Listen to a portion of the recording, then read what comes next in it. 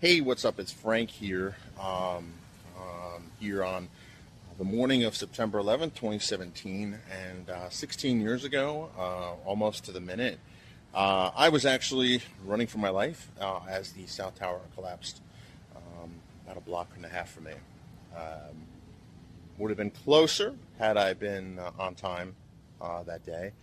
Would have been closer had not the NYPD had a barricade in place. Um, but when a 110-story skyscraper falls, it's really hard to get to a safe place. Now, I've written about this and I blog about this extensively. franksworld.com/WTC is where I took pictures. I actually happened to have my camera with me that day. Um, and, my thoughts go out to not just the victims and the victims' families, but also other fellow survivors. But one of the interesting things that one of the test data sets for data science is the Titanic survivors and the Titanic data set, basically. And basically, you can kind of run machine learning algorithms based on what your port of entry was, what your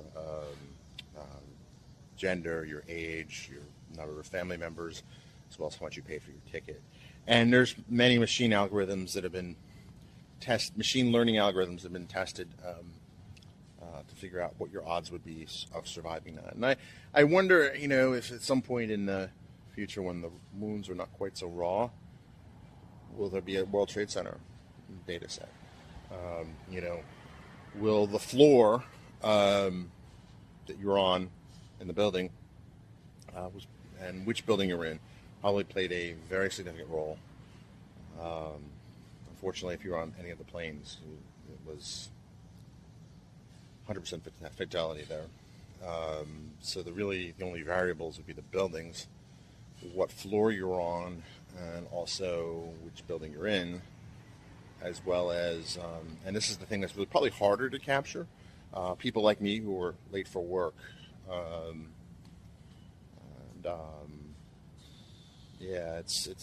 I suspect that we're probably not going to see any kind of test data set on that for a while, just because, 16 years on and the wounds are still pretty raw.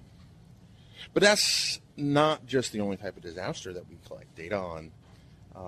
With the number of hurricanes we've had hitting the United States and the Caribbean, certainly a lot of data has been collected on that, weather data, that sort of thing. And you're seeing kind of competition between the European weather models and the American weather models. And very interesting kind of to see that from a data point of view. Again, my thoughts and prayers go out to everyone affected by Hurricane Irma and Hurricane Harvey, although the news media seems to have forgotten Houston pretty rapidly. But that's just my thought, is that we now live in a world filled with data. And what kind of insights can we learn from disasters to help mitigate, one, prevent them, and two, mitigate them, as well as, how will these data sets appear? I know for a fact that the Hurricane Sandy data sets, data collected there, has been used in several sales demonstrations at Microsoft. And I wonder, will there be Hurricane Harvey and Hurricane Irma demonstrations? And these are not, when I say sales demonstrations, these are not crass demonstrations. I've given this demo myself. I didn't create it, but I've given it, where we know roughly where the hurricane's going to strike. We know where there's vulnerable populations. And in this example was the elderly.